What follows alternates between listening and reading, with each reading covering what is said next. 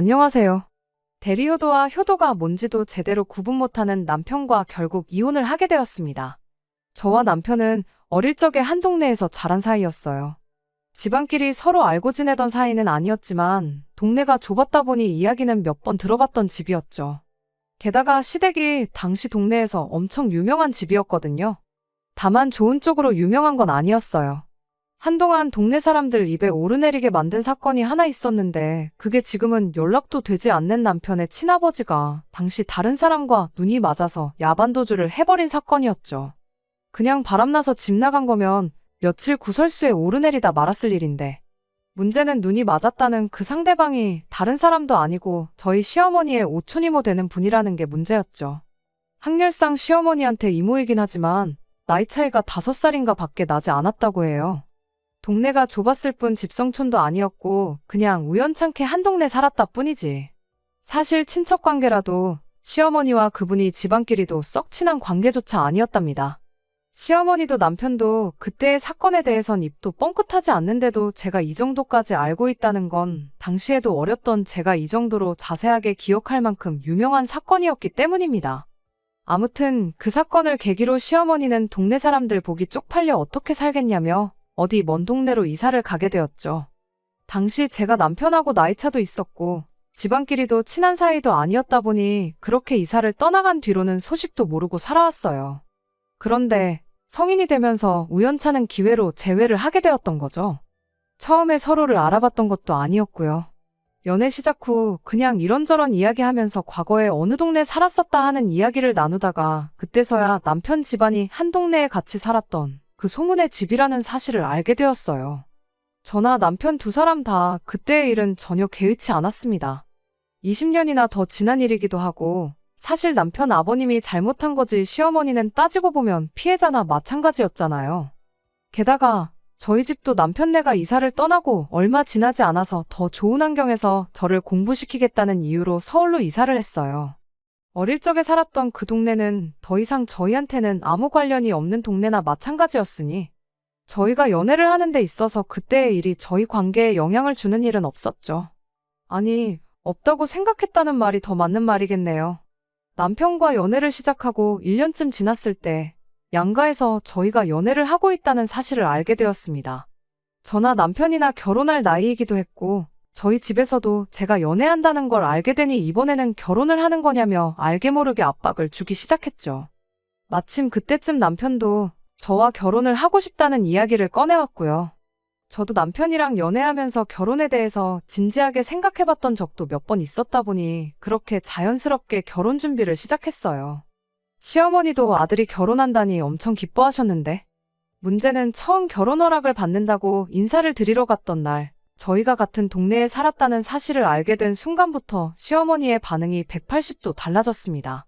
남편 딴에는 인연도 이런 인연이 없다는 식으로 너스레를 떨면서 꺼낸 말이었는데 시어머니 입장에서는 그때의 그 과거가 동네 사람들 입에 오르내리던 그 시절이 트라우마처럼 남아있었기에 결코 환영을 할 수 없었던 상황이었던 거죠. 저야 워낙 꼬맹이 시절이었으니 그렇다 치더라도 저희 부모님은 시어머니와 같은 세대였고 시어머니 입장에서는 사실관계를 떠나서 당신을 두고 뒤에서 호박씨를 까던 동네 사람들 중에 한 명처럼 느껴졌을 테니까요. 그날 대놓고 이 결혼을 허락 못한다는 식으로 말을 하지는 않으셨지만 저희 집과 사돈을 맺기 꺼려한다는 느낌을 받았어요. 이제 결혼은 물 건너갔구나 그런 생각까지 들었습니다. 연애하는 내내 본인은 아니라고 부정했지만 시어머니를 향한 남편의 애틋함은 남달랐거든요. 어머니가 아버지도 없이 혼자 힘으로 나를 키우는데 엄청 고생하셨다 하는 이야기를 몇 번 했었고 나도 이제 다 컸으니 어머니가 이제 당신 행복을 찾으시면 좋겠다는 식으로 자주 말을 했었어요. 만약에 시어머니가 이 결혼은 허락할 수 없다고 나오면 아마도 남편은 시어머니 뜻을 거스르지 못하겠구나 싶었고 상견례 날짜를 정해야 하는데 도통 날짜를 주지 않았던 시어머니를 보니 제 예상이 어느 정도 맞았구나 싶었어요. 하지만 제 예상을 깨고 남편은 저와의 결혼을 포기하지 않았고 시어머니를 설득해냈습니다. 자식 이기는 부모 없다고 결국 결혼을 허락해 주셨어요. 그렇게 양가 상견례를 하게 되었죠. 상견례 당일 시어머니는 콕 집어서 다른 건 몰라도 그때 당시 같은 동네에 살았던 사람들은 되도록 결혼식에 부르지 않았으면 좋겠다는 식으로 먼저 말을 꺼내왔어요. 저희도 얼마 지나지 않아서 이사를 갔고 아직까지 연락을 하고 지내는 사람들은 없으니 크게 걱정 마시라는 친정어머니의 대답을 듣고 시어머니도 많이 안심하는 눈치였습니다. 상견례 후 친정어머니께서는 시어머니가 제가 같은 동네 살았던 사람이라서 무작정 결혼을 반대하는 건 줄 알았는데 결혼식장에 동네 사람들 다시 만나는 게 싫어서 저랬던 거였구나 하고 다행이라고 하셨죠. 괜히 반대하는 결혼 억지로 시켜서 귀한 딸 시어머니 눈치 보면서 살게 만드는 거 아니냐고 내심 걱정을 하셨다고 하시더라고요. 별거 아닌 이유였지만 어머니 반대에도 끝끝내 결혼 허락을 받아낸 사위도 든든하고 우리 딸 이쁨 받으며 행복하게 사는 일만 남았다고 좋아하셨어요. 그렇게 남편과 결혼을 하게 되었습니다. 친정어머니 말처럼 저도 똑같이 순탄한 결혼 생활을 하게 될 줄 알고 있었어요. 하지만 결혼을 하고 얼마 지나지 않아서부터 그 생각이 틀렸다는 걸 뼈저리게 느끼게 되었습니다. 시어머니 성격이 정말 보통이 아니었거든요. 제가 같은 동네에서 살았던 말았던 시어머니 과거를 알았던 몰랐던 간에 그냥 인간적으로 볼 때 심적인 여유가 전혀 없이 날카롭기만 한 사람이었어요. 오죽하면 남편 아버님이 얼마나 시달렸으면 야반도주까지 하게 되었을지 이해가 된다 싶을 정도였습니다. 운 나쁘게도 마침 눈 맞은 상대방이 시어머니의 오촌이모였을 뿐 그 누구였어도 다른 사람 찾아서 새살림 차릴만도 하다 싶을 정도로 사람을 숨도 못 쉴 정도로 압박하는 그런 능력이 있는 분이셨죠. 어머님과 저 사이에서 중간 역할 하나만큼은 제대로 해줄 거라고 믿었던 남편마저 결혼하고 나니 곧바로 태도를 달리했죠. 시어머니와 저 사이에 무슨 일이 생기거든 무조건 아랫사람인 며느리가 숙이고 들어가는 게 맞다는 식으로 문제를 직면하지 않고 피하려고만 해왔어요. 제가 뭐 대단한 걸 바란 것도 아니었습니다. 자기 어머니 끔찍하게 생각해주는 효자 아들이었다 보니 신혼집도 시댁에서 가까운 곳으로 구했었어요. 그 덕에 일주일에 최소 3번은 시댁에 다녀와야 했고 남편 편하게 들어누워 쉬는 동안에도 저는 시어머니를 대신해 시댁 집안일을 대신 해야 했습니다. 시대가 요즘 같지 않았던 제가 며느리돌이를 하는 게 당연하게 여겨지던 때였다 보니 시댁에 자주 들락거리며 집안일을 해야 했던 것에 불만을 가졌던 건 아닙니다. 다만 시어머니는 제가 좋은 마음으로 도와드려도 단 한 번을 제가 해놓은 결과물을 만족해하는 법이 없으셨죠. 콩으로 메주를 쓴다고 해도 일단 며느리 손길이 닿기만 하면 콩이 아니라 파트로 하는 거라고 잔소리를 늘어놓는 시기였습니다. 시어머니한테서 인정을 받고 싶던 것도 아니었고 칭찬 한마디 안 해주는 게 서운했던 게 아니었죠. 단지 남편이 시어머니가 저렇게 말도 안 되는 걸로 저한테 생트집을 잡고 저를 못 살게 굴 때 그때 한 번만 제 편에 서서 어머님께 한마디만 해줬었으면 싶었어요. 정말 별것도 아니었는데 남편은 제가 그런 말을 할 때면 다른 며느리들도 다 하는 건데 뭐가 그렇게 유난이냐. 우리 어머니 같은 시어머니도 따로 없다고 직장 동료 누구 이야기를 하면서 시어머니 모시고 살면서 고된 시집살이를 참는 사람들도 있는데 너 정도면 운 좋은 줄 알라는 식으로 제게 참고 살기를 강요했습니다. 참고 넘어가서 끝날 일이었으면 참았겠죠. 처음에는 저도 참아도 보고 한 귀로 듣고 한 귀로 흘려보려고 해보고 제가 할 수 있는 방법을 총동원했었어요. 하지만 그렇게 하면 할수록 시어머니는 제가 꼬리를 내렸다고 생각하셨던 건지 저에게 더 모질게 굴기 시작했죠. 지성이면 감천이라고 언젠간 제 진심을 알아주지 않겠나 생각하며 최선을 다했지만 그런 마음가짐도 점점 옅어지기 시작했어요. 한때는 그냥 확 이혼을 해버릴까 하는 생각을 가졌던 적도 있었죠. 요즘이야 또 이혼한 게 흠이 아니라고 하지만 그 당시는 사회적 분위기가 전혀 그렇지 않았거든요. 그땐 이미 아이들이 태어난 뒤였다 보니 이혼녀 딱지 달고 애 키우며 받을 주변의 시선도 또 아이들이 견뎌내야 할 주변의 손가락질도 걱정이 돼서 그렇게 할 수가 없었습니다. 그렇게 하루하루가 지나가다 보니 언젠가부턴 상처에 딱지가 생겨 굳은 살이 생기는 것처럼 시어머니 잔소리가 당연하게 느껴져서 상처가 되지도 않았어요. 오히려 저한테 잘해주면 그게 더 걱정스러울 정도였죠. 그렇게 되고 나서부터는 시어머니가 무슨 말을 해도 덤덤하게 받아들일 수 있었고 그리고 아이들이 어느 정도 자라고 나서는 일부러 직장을 구해서 맞벌이 생활을 시작했습니다. 일 핑계로 매일같이 들락날락해야 했던 시댁에도 발길을 최대한 끊기 시작했고요. 불행이라고 해야 할지 다행이라고 해야 할지 당시 남편이 회사에서 간당간당하던 시기라 제가 일하는 걸 막을 수 있는 사람은 아무도 없었습니다. 맞벌이를 시작하면서 저도 바쁜 삶을 살아야 했다 보니 시댁에 관련된 일에 관해선 전부 남편 보고 알아서 하라고 했어요. 남편에게서 경제적으로 독립을 했다. 뭐 그런 거창한 이유 같은 건 하나도 필요 없이 딱 하나 시어머니 때문에 받아야 할 스트레스가 사라지게 된 게 제일 좋았습니다. 다만 맞벌이하면서 경제적으로 조금 숨통이 트이게 되니 남편이 시어머니한테 물심양면적으로 퍼주는 건 열받는 일이긴 했네요. 그래도 이제 나도 버니까 그냥 그 얼마 안 되는 벌이로 내면의 평화를 샀다고 생각하자 하고 말기로 했습니다. 그렇게 지금까지 여태껏 잘 살아왔어요. 매주 몇 번씩 시댁 가서 시달리고 잔소리 듣고 하는 일이 없으니 시어머니와 관계도 그럭저럭 나쁘지 않았죠. 물론 거기에는 남편이 매달 100만 원씩 퍼주던 금전적인 지원이 있기도 했지만 만족스러운 나날들이었어요. 아이들도 엇나가지 않고 제 속 한 번 썩히지 않고 착하게 자라주었고요. 그런데 지난해 여름부터 다시 시어머니한테서 전화기에 불이 나게 연락이 오기 시작했습니다. 맞벌이 시작한 이래로 시어머니 부양을 가장한테 떠넘긴 게으른 며느리라며 개인적으로는 연락 한 통 없으셨던 분이 노안이 어쩌고 저쩌고 하면서 오늘은 여기가 아프다. 오늘은 또 저기가 아프다 하면서 앓는 소리 죽는 소리를 쉴 틈 없이 해대셨어요. 예전이었다면 꼼짝도 못하고 앓는 소리 끝까지 다 들었겠지만 저도 예전에 제가 아니었으니 한마디 했죠. 어머님 아프시면 병원에를 가셔야지 저한테 전화하신다고 아픈 게 없어지냐고요. 집 근처에 병원이 없는 것도 아니고 큰 병원 가고 싶으면 애들 아빠한테 연락하셔서 한번 날 잡고 다녀오시라 했습니다. 하지만 이런 제 대답에도 시어머니는 아랑곳하지 않고 몇 날 며칠을 몸이 안 좋다는 이야기로 계속해서 전화를 해대셨어요. 견디다 못한 제가 남편한테 어머님 모시고 병원 좀 다녀와 보라고 일하는데 전화 받는 것도 이제 눈치 보여서 못하겠다고 한마디 했습니다.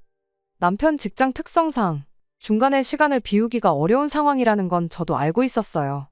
그에 비해 제 직장은 일하는 중간에 개인 시간을 활용하는 데 있어서 상대적으로 탄력적인 부분이 있었고요.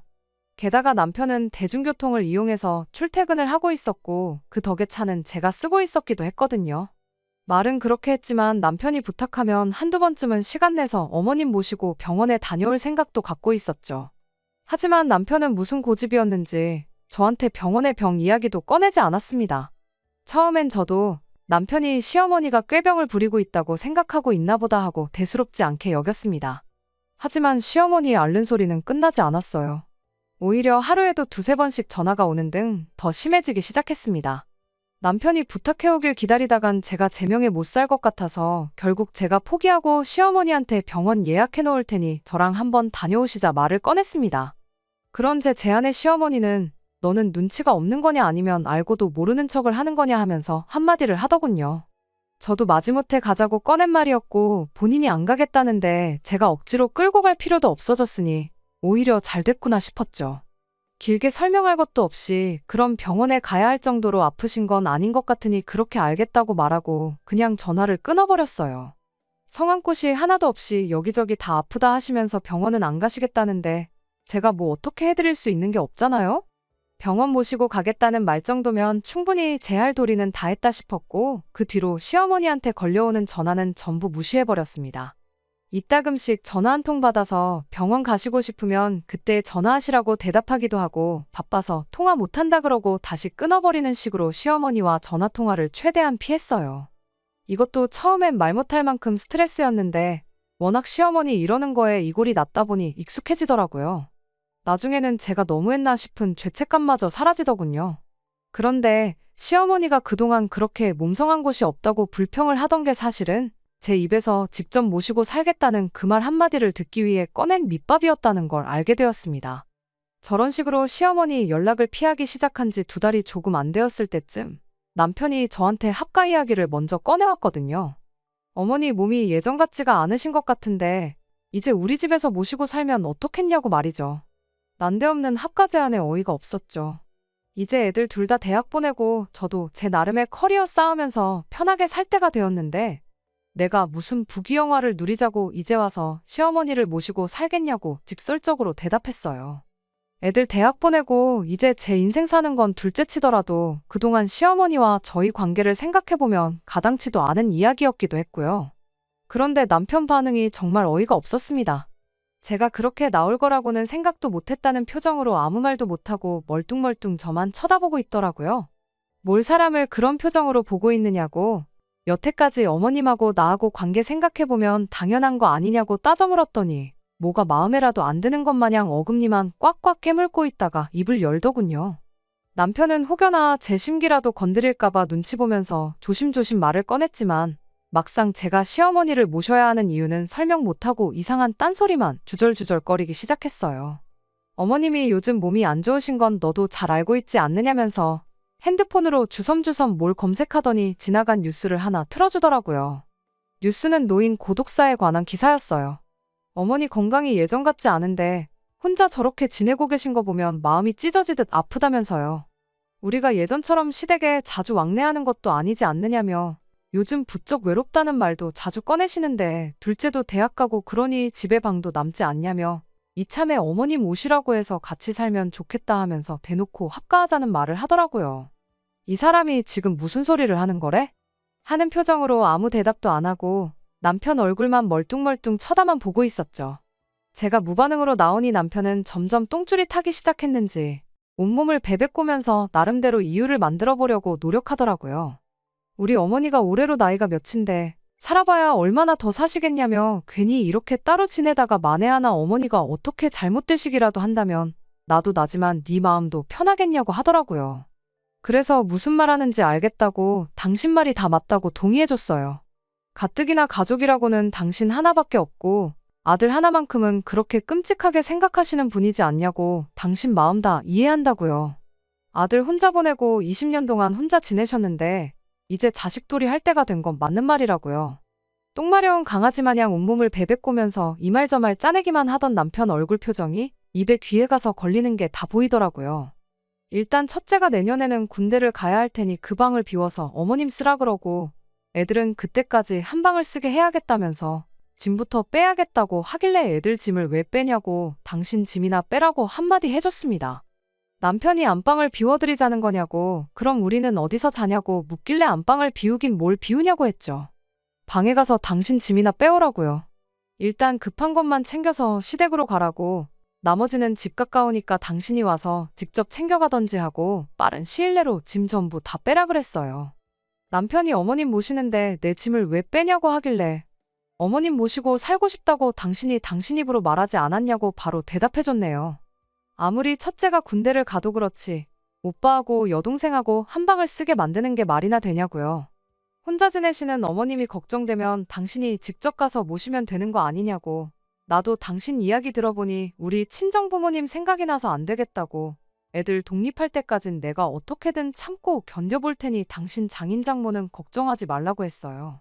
내가 자식이니까 두 분은 내가 모실 테니 당신은 시어머니 불편한 거 없게 잘 모시고 원 없이 효도해드리라고요. 남편은 자기가 하는 말을 제가 제대로 이해를 못한 것 같다며 모시고 산다는 게 내가 어머니 집에 들어가 산다는 게 아니고 어머니를 우리 집으로 모시는 거라고 설명을 하더라고요. 그래서 제가 남편한테 이 집이 당신 혼자 사는 집이냐고 우리 네 가족 다 같이 사는 우리 집인 거 모르냐고요.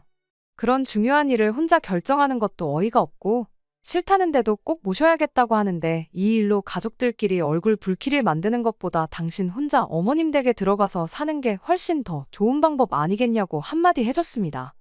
남편이 제 말에 꼬투리를 잡더니 그럼 이 집이 네 혼자 집이냐고 애들 의견도 한번 들어보자고 하면서 언성을 높이더니 방에 있던 애들을 거실로 다 불러내는 겁니다. 안방에서 남편하고 이야기를 나누고 있긴 했지만 애들도 눈치가 있으니 무슨 이야기 하는지 대충은 알고 있었을 거예요. 거실에 모이자마자 하나같이 입을 모아서 할머니랑 같이 살고 싶지 않다고 딱 잘라서 말을 해주더군요. 어머님이 그래도 손주인 애들한테는 저한테 하는 거와는 다르게 참 잘해주시긴 했어요. 남편도 그걸 알고 그걸 믿고 애들한테도 의견을 물어보자고 했던 거였겠죠. 다수결로 저를 찍어 누를 수 있다고 믿었나 본데. 잘해주신 건 잘해주신 거고 애들도 커가면서 제가 시어머니한테 어떤 대우를 받으며 지냈는지 그리고 남편이 시댁에 가서 얼마나 아무것도 안 하고 저 혼자만 부려먹었는지 직접 두 눈으로 보고 커왔으니 시어머니를 이 집에 모셔서 함께 살게 된다면 집안 분위기가 말도 못하게 삭막해지겠다는 걸 누구보다 잘 알고 있었습니다. 그리고 뭐 아무리 첫째가 곧 군대를 간다고 해도 2년도 안 되는 짧은 기간인데 방 하나를 시어머니한테 비워주고 아무리 남매라고 해도 20살이 넘었는데 여태껏 따로 방 쓰다가 다 커서 방 하나를 같이 써야 한다는 사실도 엄청 싫었을 거예요.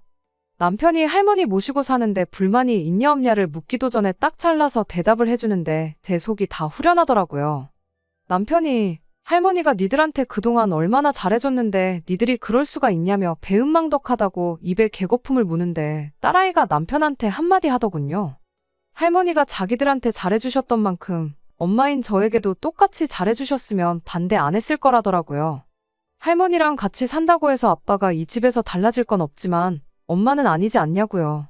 매일 엄마가 할머니한테 시달리면서 살게 뻔한데 그걸 알고도 모시고 살자고 하면 그거야말로 엄마한테 배은망덕한 자식이 되는 거 아니겠냐는데 20살 딸아이 말 한마디에 아무 반박도 못하고 아무 말도 못하는 남편을 보니 정말 그 맛이 깨소금 맛이었네요.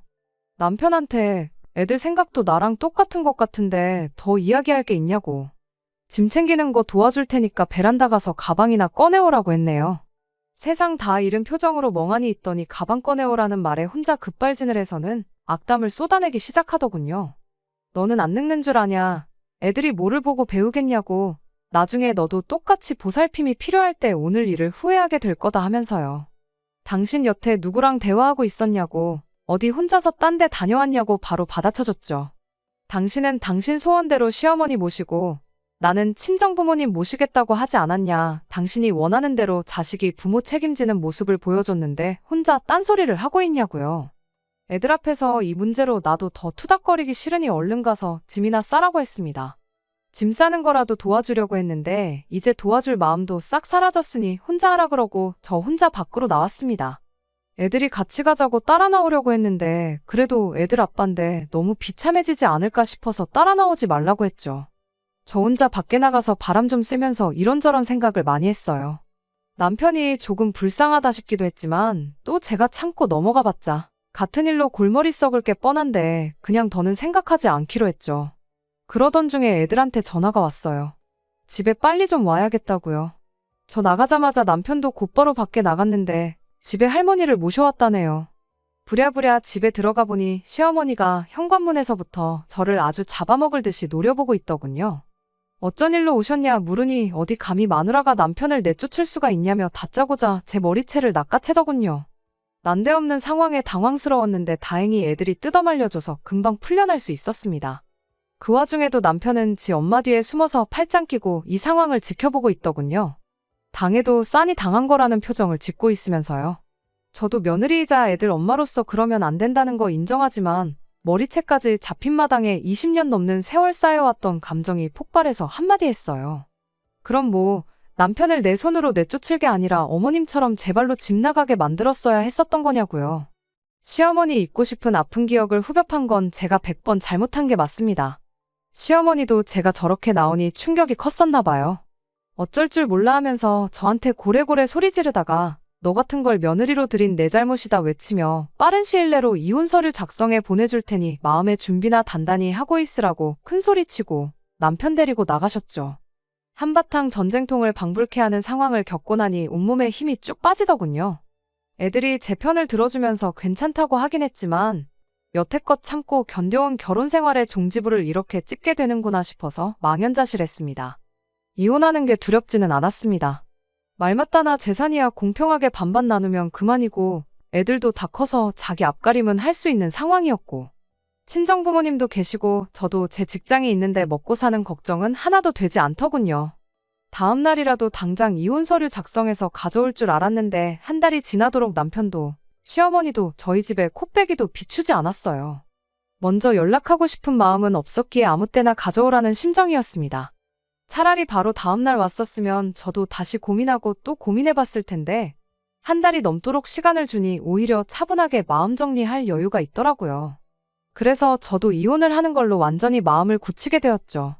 마음 정리하고 일주일이 채 안 되었을 때 퇴근 후에 여느 때처럼 저녁 식사 차려놓고 애들하고 밥 먹고 있는데 현관문 열리는 소리가 들려왔습니다. 남편이었어요. 무슨 일이라도 있었냐는 듯이 자연스럽게 자리에 앉더니 밥을 달라고 하더군요. 아무 말도 안 하고 묵묵히 밥을 다 먹고는 자연스럽게 안방 침대에 들어가서 드러눕는데 이혼 서류를 가져온 것도 아니고 사과를 하는 것도 아니고 뭐 하자는 건가 싶더라고요. 남편한테는 말도 꺼내기 싫어서 시어머니한테 전화해 어머님 아들이 왜 우리 집에 와 있는지 모르겠다고 오셔서 데려가시든지 하셔라. 제 할 말만 전하고 전화 끊어버렸습니다. 1분도 안 걸려서 시어머니한테 다시 전화가 왔어요. 저한테 미안하다고 하시더니 이제 할 만큼 하지 않았냐고 하면서 남편과 화해를 하랍니다. 이혼시킨다고 하시더니 왜 이제 와서 말을 바꾸시냐고? 나는 내 마음 바꿀 생각이 없다고 말했어요. 어머님은 다 늙어서 효도받아야 할 상황에 당신이 아들 뒷바라지를 해주게 생겼냐고, 그냥 원래 살던 대로 혼자서 편하게 지내고 싶으니 이제 와서 남편을 다시 데려가랍니다. 합가하자고 난리칠 땐 언제고 소원대로 합가시켜줬더니 이제 와서 마음을 바꾸시면 어떡하냐. 남편만 혼자 보낸 게 아니라 우리 집에 들어와서 사셨어도 한 달 만에 이렇게 마음을 바꾸셨을 거냐 따지니 아무 말도 못 하시더군요. 합가해서 며느리가 모셔주고 살 줄 알았는데 혼자서는 밥도 못 차려 먹는 아들 뒷바라지 하려니 혹이 하나 생기신 것 같아 그러시냐고 일 없다 말하고 다시 전화 끊었습니다. 그 와중에 아무 일도 없었던 것처럼 방에 들어가 있던 남편이 제가 통화하는 내용을 들었는지 갑자기 뛰쳐나와선 너는 시어머니한테 말버릇이 그게 뭐냐고 저한테 화를 내더라고요. 싹싹 빌어도 모자랄 판에 정신 못 차리고 저러는 걸 보니 역시 괜히 마음 약해져서 남편을 다시 받아주지 않기를 잘했다 싶었죠. 그날 어머님이 내 머리채 잡고 폭언을 했던 것 말고도 여러 가지 증거도 가지고 있으니 좋은 변호사부터 알아보라고 했어요. 처음 말했던 대로 이혼 서류 작성해서 가져오면 소송까지는 가지 않겠다고 단호하게 말했죠. 남편은 씩씩거리더니 다시 집을 나갔어요. 그리고 며칠 뒤에 말했던 대로 이혼 서류를 가져왔고 얼마 전에 결국 남편과 이혼 서류 접수하고 길고 긴 결혼 생활의 종지부를 찍기로 했습니다. 남편이 이혼하고 시댁으로 갔는지 어머님한테 애물단지 취급받다가 시댁에서도 쫓겨났을지는 궁금하지도 않아요.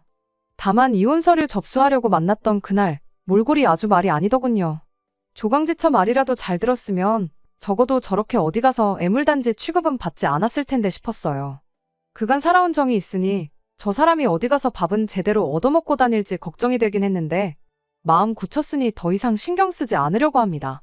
저는 충분한 기회를 줬었고 남편은 그걸 제 발로 차고 나갔으니 그 값은 자기가 치러야겠죠. 우리 아들도 군대 다녀와서 몇 년 뒤면 결혼을 하겠다고 하겠죠. 저도 누군가에게는 시어머니가 될 사람입니다만 적어도 제 시어머니 같은 사람만은 되지 말아야겠어요. 이렇게 모든 게 다 끝나고 나니 적어도 제 마음 하나만큼은 홀가분하네요. 끝까지 들어주셔서 감사합니다. 오늘의 사연은 여기까지입니다. 구독과 좋아요, 알람 설정 부탁드리고 더 좋은 사연으로 다시 찾아뵙겠습니다. 감사합니다.